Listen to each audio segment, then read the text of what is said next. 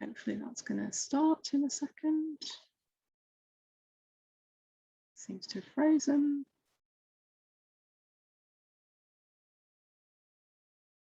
Okay, maybe not. Okay, we'll just carry on and see where we get to. So I'm just going to hand over to Nancy and she's going to walk you through, and then hopefully this recording will happen at some point. And if it doesn't, then we will record it separately on another occasion, the same presentation, and upload it. So you'll be able to see it again. So Nancy, over to you.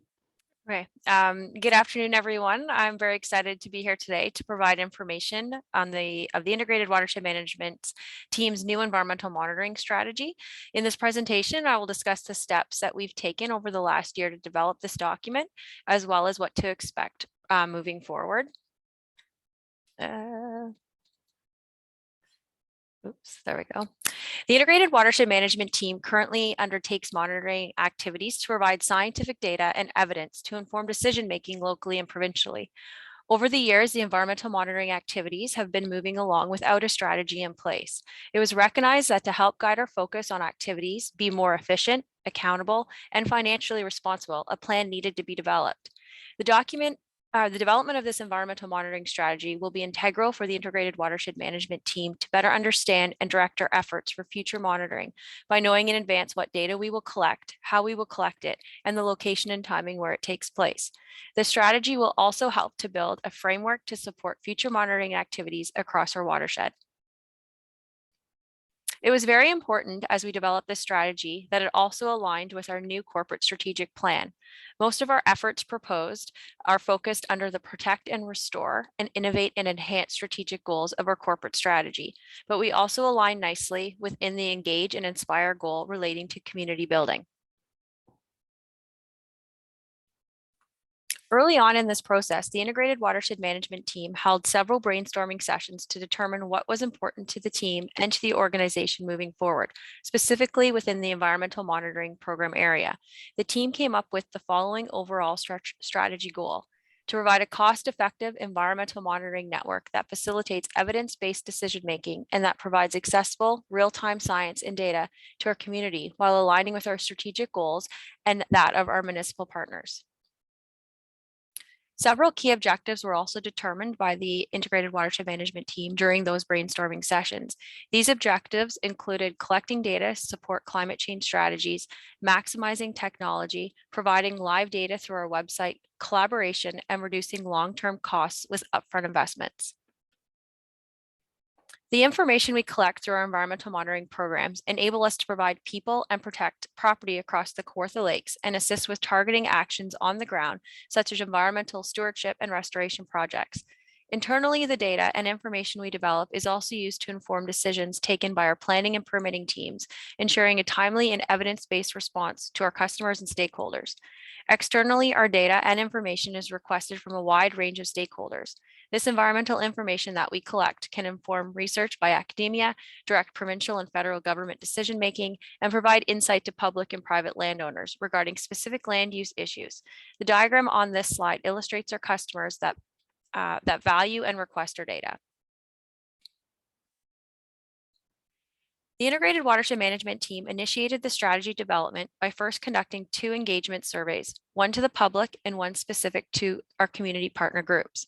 These 2 surveys helped us gain a better understanding of watershed resident knowledge of Kawartha Conservation and of our current monitoring efforts across the watershed. A comprehensive program review was completed for all current monitoring programs, resulting in a 46-page document. The draft strategy was developed in late summer and just recently was put out for a 30-day public consultation period. The last step in this process will be going to our board of directors in early January for endorsement. As part of this process, it was important to have feedback along the way from external partners. So the strategic guidance group was formed in late spring, which consisted of 10 external members and 3 Kawartha Conservation staff. External members represented Parks Canada, City of Kawartha Lakes, Township of Scugog, Durham Region, Scugog Island First Nations, Trent University, Fleming College, Scugog Lake Stewarts, Community Advisory Panel Vice Chair and Resident, and Kawartha Haliburton Pine Ridge District Health Unit. A terms of reference was developed outlining the committee's roles and responsibilities and expectations.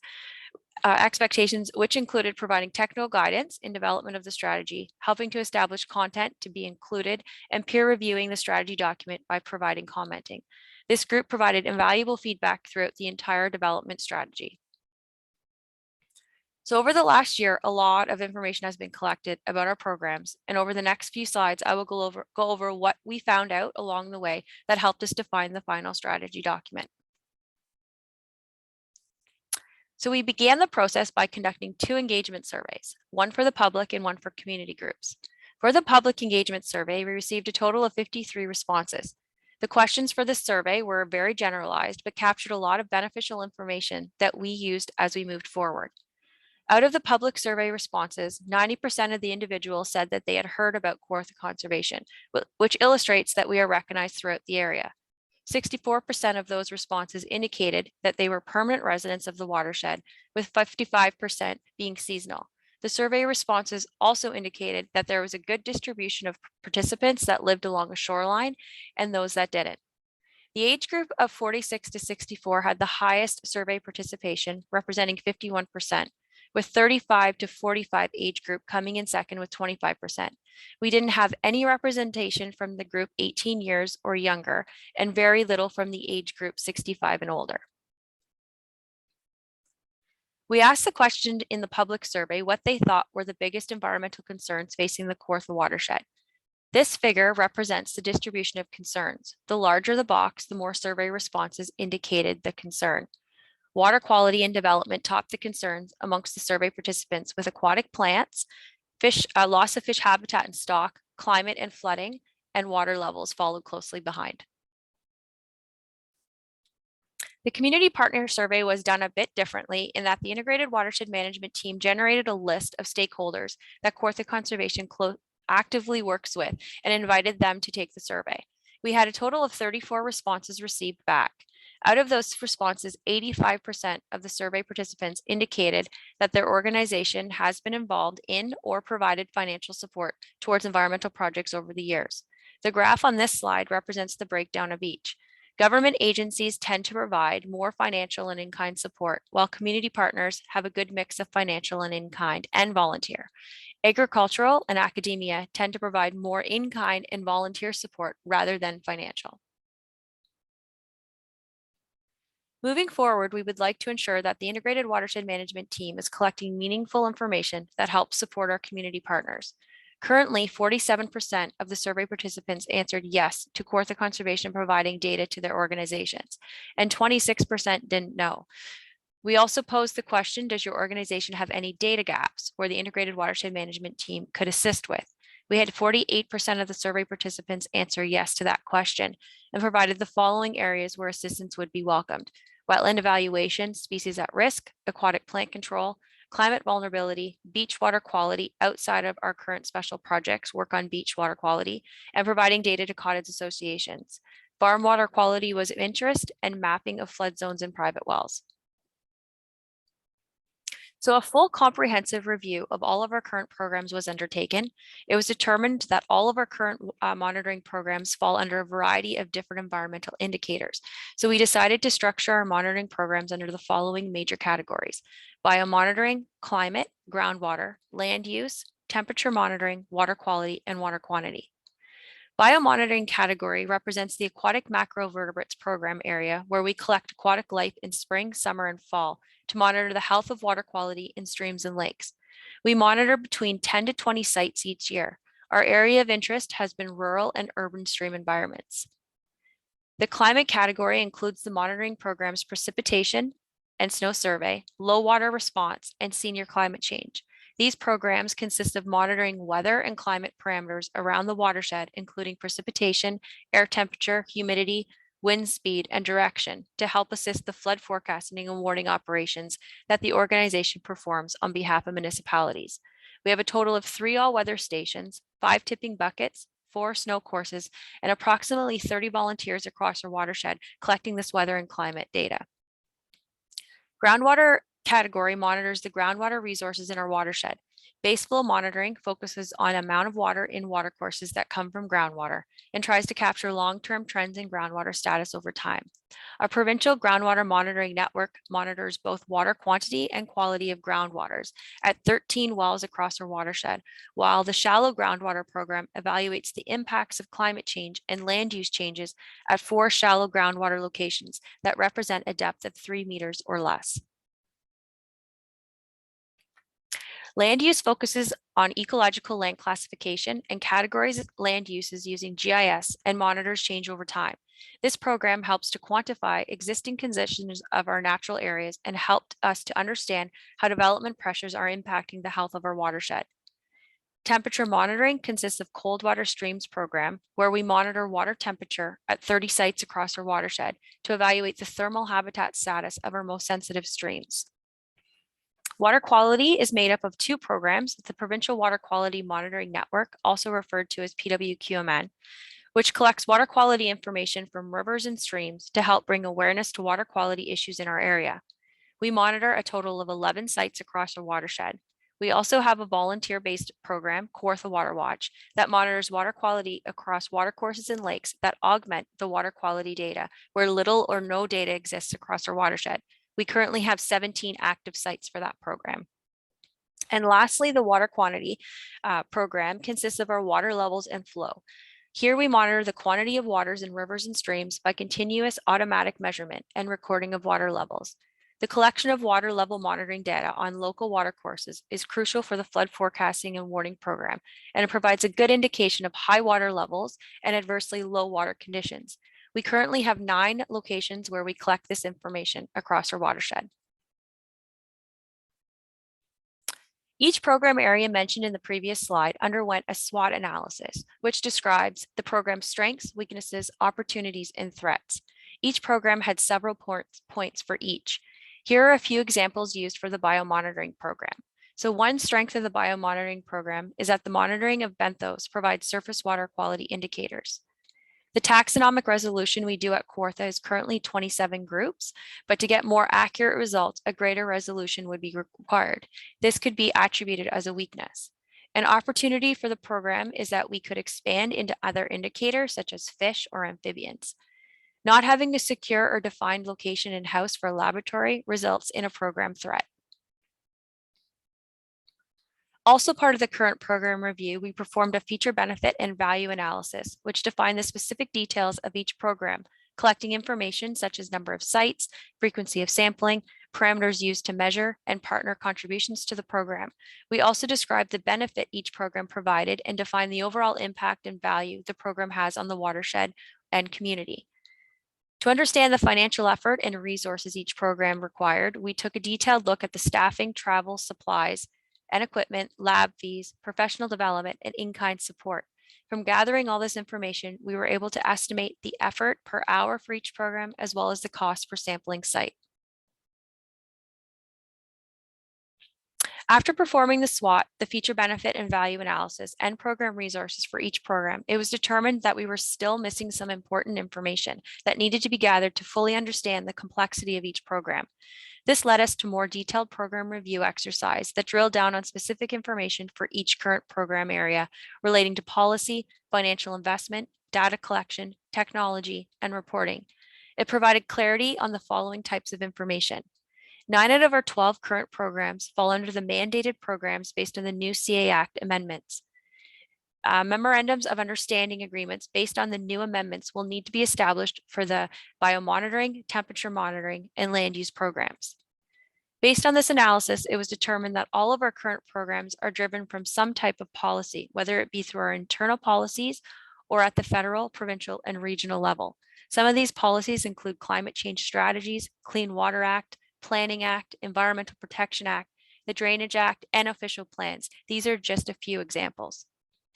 It was determined that 8 out of our 12 programs require some upfront investment to reduce the long-term costs. This would include costs associated with purchasing equipment, installation, and staff time. Usually this cost is only incurred for the first year, and then the cost reduces drastically as monitoring is initiated.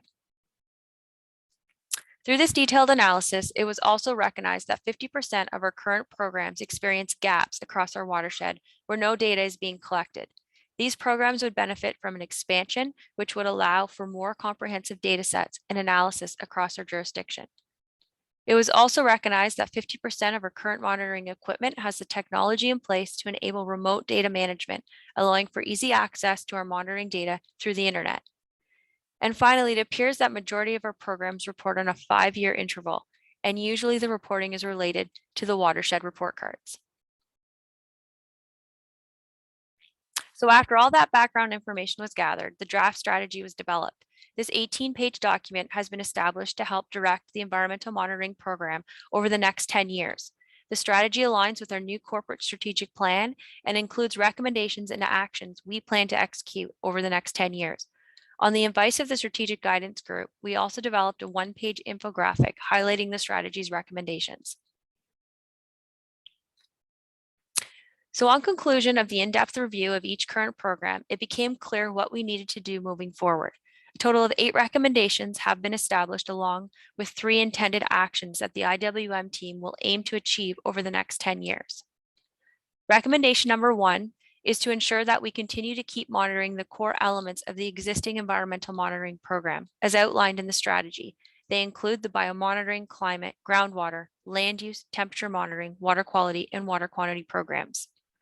Recommendation number 2 recommends that we migrate key parameters in our monitoring equipment to real time where feasible to reduce long-term costs. Recommendation number 3 is to establish new monitoring sites that will help fill in data gaps across our watershed with the target of filling those data gaps by 30% over the next 10 years. Recommendation number 4, that we continue to track land use changes across the watershed every 5 years.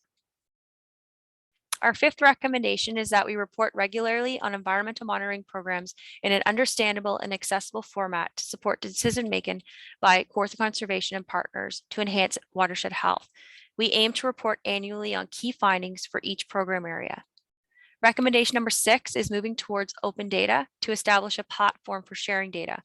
We will work towards making 75% of our data accessible through our website over the next 10 years. Recommendation number 7 recommends that we continue to collaborate with municipal and community partners, agriculture, academia, and First Nations moving forward, recognizing that reducing duplication efforts by sharing data, key findings, and integrating efforts with partners wherever possible. And finally, our last recommendation is that we continue exploring efficiencies and innovations in environmental monitoring programs and emerging issues across our watershed. So to help summarize the recommendations for the strategy, this 1-page infographic was designed. This graphic was generated to complement the written strategy and to use for future promotion. So in November, we provided a 30-day consultation period for public to comment on the draft environmental monitoring strategy. We had no comments provided back, so now we were just finalizing the strategy to bring to the Board of Directors in January for final endorsement. Once the strategy is endorsed by the Board of Directors, we will begin to develop an implementation plan for the endorsed strategy. A series of budget scenarios will be presented to the Board of Directors in 2022 to determine the best financial scenario to move this strategy forward. We are hopeful that we can begin to implement this strategy and our recommendations starting in 2023. To complement the strategy, we will also update our website to reflect the new strategy and develop an open data policy in 2022. So that concludes my presentation today. I am happy to take any questions you might have at this time. Thank you very much, Nancy. I think that's a fantastic presentation. There's lots of information there. So if anybody does have any questions, feel free to put them in the chat, or if you want to turn your cameras on and unmute yourselves, feel free to do that as well.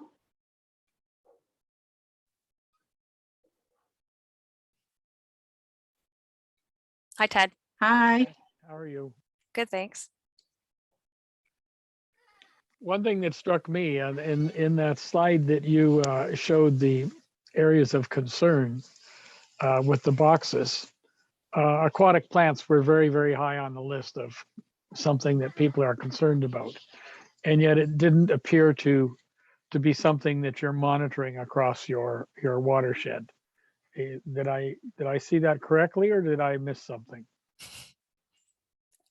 Would you want to answer that one? So yeah, so it isn't. So aquatic plant management isn't something that is regularly done by conservation authorities in terms of their remit of what we do. Others take on roles around that more so than ourselves. Having said that, we did reflect in our recommendations, we referred to emerging issues. And so that is to try and cover off things like aquatic plants, invasive aquatic plants, and other issues that might be coming up that we're not yet familiar with. You know, the ecology is ever evolving and things happen that we're not necessarily expecting. So that was really to allow some flexibility to deal with certain pressure points that as they arise, basically. Yeah. What are the other groups that you depend on to monitor the aquatic plants? So there are different ministry organisations. I can't tell you the names off the top of my head, but I know there are some out there that take more of a lead on the invasive species, particularly. It's something that we recognise is out there, but we, as I said, it's not something that we would normally take a direct lead on, unless, of course, municipalities say that that's something that they want to fund, and we want, you know, they want us to take on those kinds of work. Interesting. I don't have much confidence in those other agencies you're talking about. Okay. I mean, I have to be honest. I'm in my area where I am. We don't have a conservation authority because I'm up north in the Kawartha watershed in northern Peterborough County. But the fact is that without a conservation authority, there's no kind of organizing umbrella look at what people are doing. Lots of data is being collected, but it's all anecdotal and it's not necessarily being shared in the way you're trying to share it. So that's why I was really interested in your presentation today, to see how you were trying to organize across your watershed to give everybody access to comparable information. I guess the one area in your program is your water. You did say water quality was being monitored. What does that imply? How wide, how much breadth is there to the water quality that you're trying to monitor? Like our jurisdiction, like how, like, I'm just confused with the question, like what parameters we. Yes, yeah. Okay, through the Provincial Water Quality Monitoring Program, it's a partnership with the Ministry of Climate Change. And there's a number of parameters. Specifically, I would have to go back and pull up this document because it's not my area of expertise. But if you give me a second, I will quickly pull it up and I can tell you exactly what we do. You mean we have no Ministry of Climate Change? That's a bad word in this province. Sorry. Do you mean Environment, Conservation, and Parks? Yes, that one. Sorry. Okay. Yes. All right. Okay.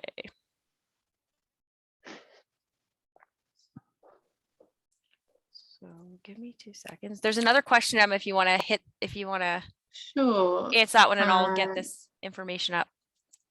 So that was the next questions from Josh. So you're saying, just curious what some of those emerging issues are and whether Kawartha Conservation and Monitoring feels equipped to handle, assess, make informed decisions about those issues based on review of monitoring networks. I guess my comment there would be, it depends. So we do have equipment, we do have some resources. If, you know, the issue is large scale, we're pretty limited. You know, my team is 5 people and I have 1 water quality specialist. So that's to cover the whole of my jurisdiction, which is huge, I would say, in terms of geography. So if we're seeing, you know, a lot of things happening across a number of lakes, we would have to review how we would tackle that. Some of our programs use volunteers, so we have citizen science programs where we have assistance from members of the public in terms of water quality monitoring. I think Kawartha Water Watch was one that Nancy mentioned there in terms of the programs, but we are limited by how many people we have. We do have specialist equipment, water quality monitoring equipment, water flow monitoring, that kind of thing. But again, we're not, some conservation authorities are a lot more affluent than we are, put it that way. They're a lot bigger and have huge teams that are dedicated to doing just water quality, for example. We're not in that same place. So I guess coming back to my first comment, it would very much depend what the issue was and how wide scale it was, and whether it's something that required immediate attention or was more of a longer term thing that we needed to assess and review, kind of a plan of action. I don't know if that answers your question, Josh. Yeah, it does. Thanks so much. I'm just curious about like what specifically some of those emerging issues are through your review. Were you able to identify any specifically and identify gaps in your existing networks that need those gaps filled, or if it was just more of an exercise that you need to keep an eye on emerging issues and just sort of leaving it at that? Yeah, I think so. Some of our partners, particularly through the strategic guidance group, had highlighted the Starry Stonewall, for example, as an issue, and I know that some groups are monitoring that as we speak, and we were involved in that work as well this year with, again, volunteers really looking at what is out there and where it's spreading and everything else. So we managed to get some grant funding to kind of support with that work. So it's those kinds of issues where we're just kind of looking for opportunities to partner with others and see what monitoring we can do and support in providing that information, and then formulating a plan around it. Some of these issues are really difficult because they're spread across all of the lakes. So to go in and manage one lake, for example, is not going to solve the problem.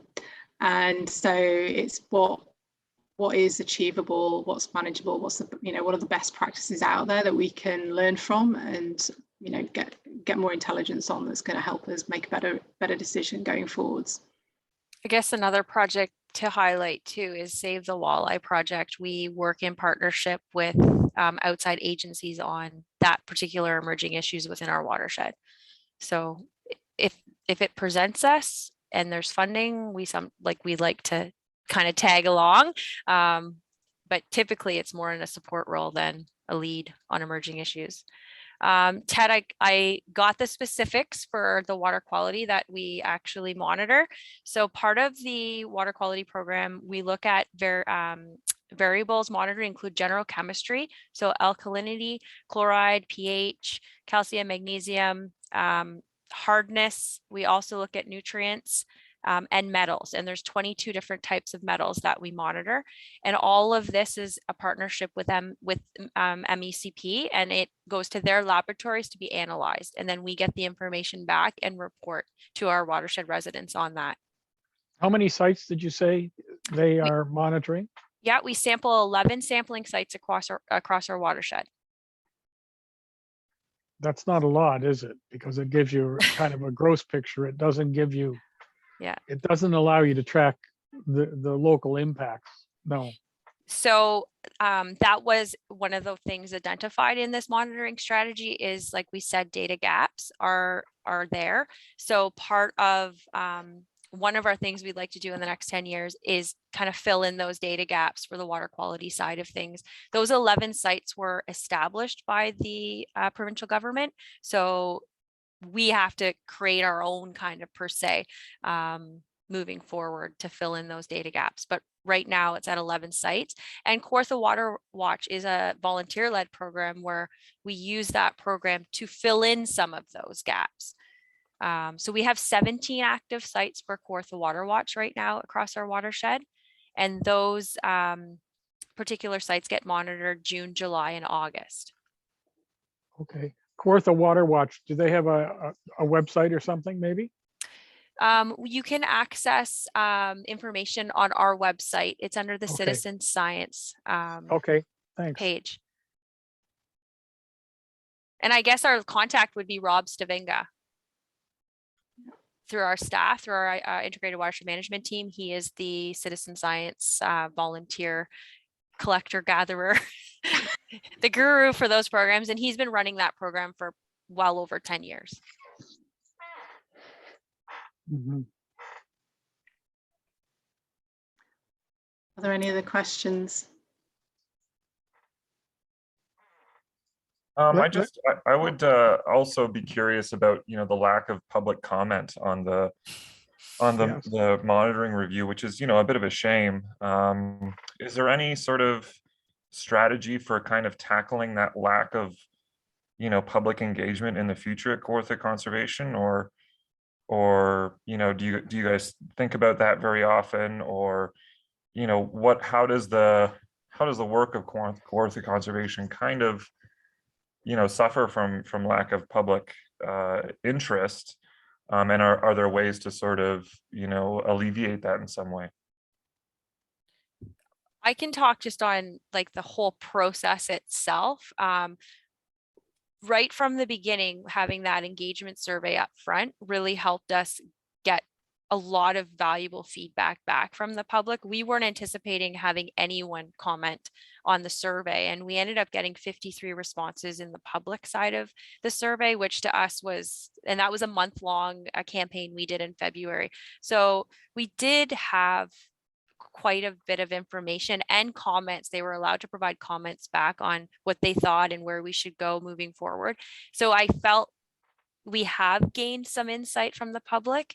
Yes, it was sad we didn't get any commenting on the actual strategy, but in the end, we did have a 10-member committee of external partners, which made up of like government, community partner groups, and they reviewed that draft strategy and a number of times, and we did revisions, and I feel like we have captured a lot of good points that are coming. Like I look at the community strategic guidance group as community members themselves. So for me, I think we've got a lot of good input and comment back. I wish I would have had a little bit more, but I think we're happy with what we've gotten back in comments.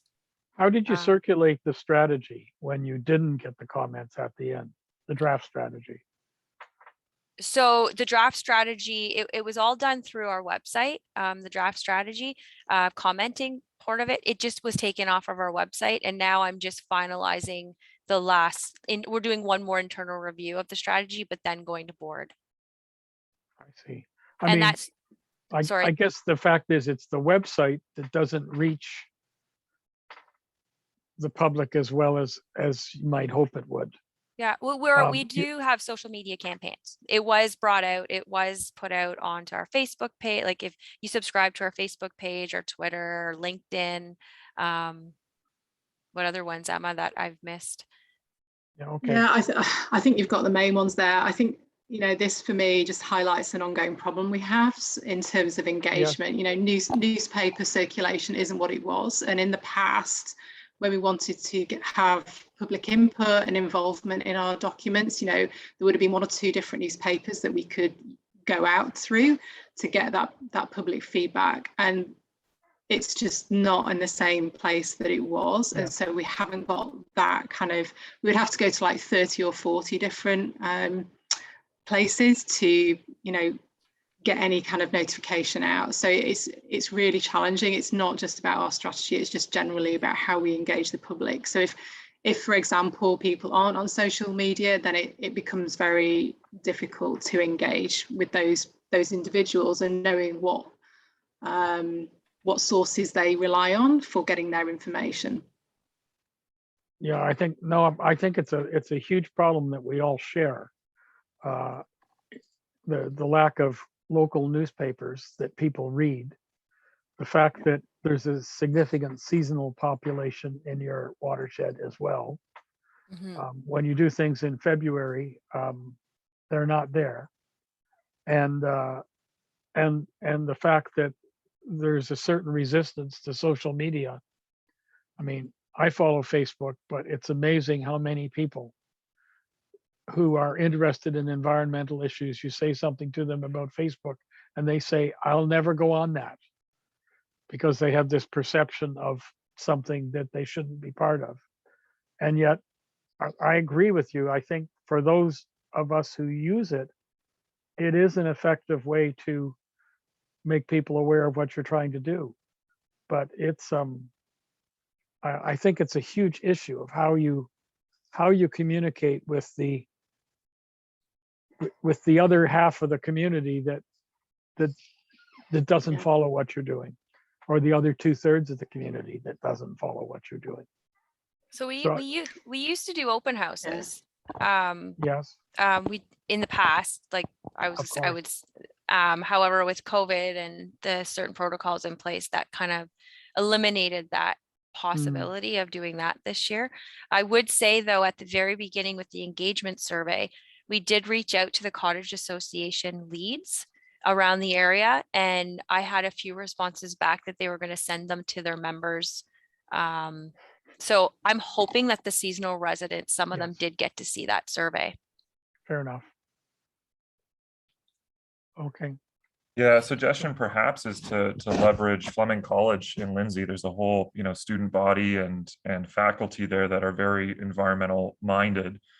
I graduated from Fleming many years ago, but I know that there's a lot of passionate people that are associated with the college, where an exercise like this, public comment, reviewing a monitoring network, a really probably useful lesson or course content, I guess, for the next generation of environmental leaders, to be kind of tapped into and at least sort of understand the process of what happened and what you guys did and why you did it.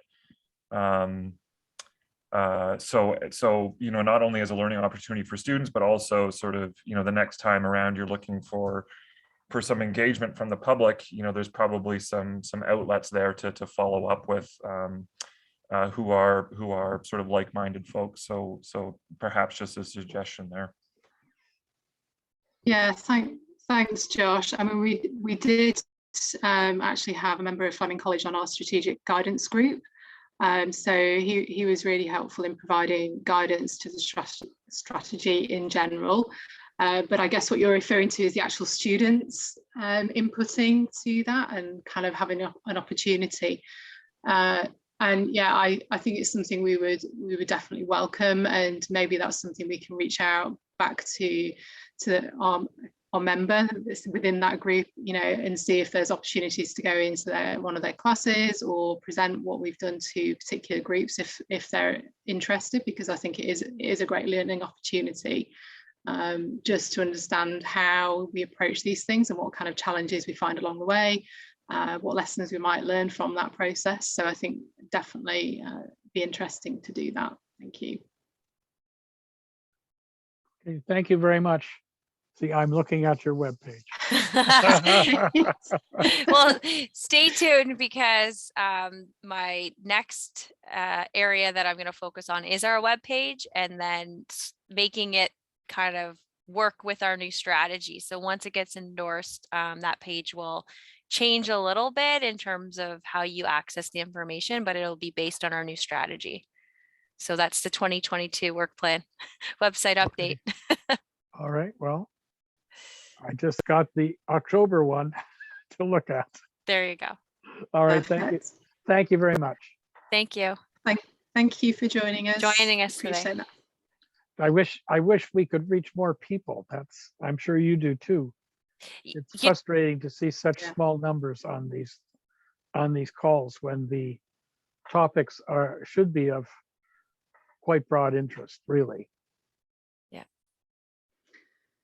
Yes, we're glad to do them, but equally it is a little frustrating, as you say, when we're not getting as many as we would have liked on the call. I know the timing, and it's a daytime, can be challenging if you're working, it doesn't fit into your routine or your schedule. But yeah, I think it's something we're going to review in 2022 in terms of how how we reach out to people and what kind of methods we use. Sure. See where we go. All right. Well, I'll watch for your emails. Thank you. Thank Bye. you. Thank you. Bye-bye. Thanks very much for joining us. We Thanks. appreciate it. Thanks, Josh.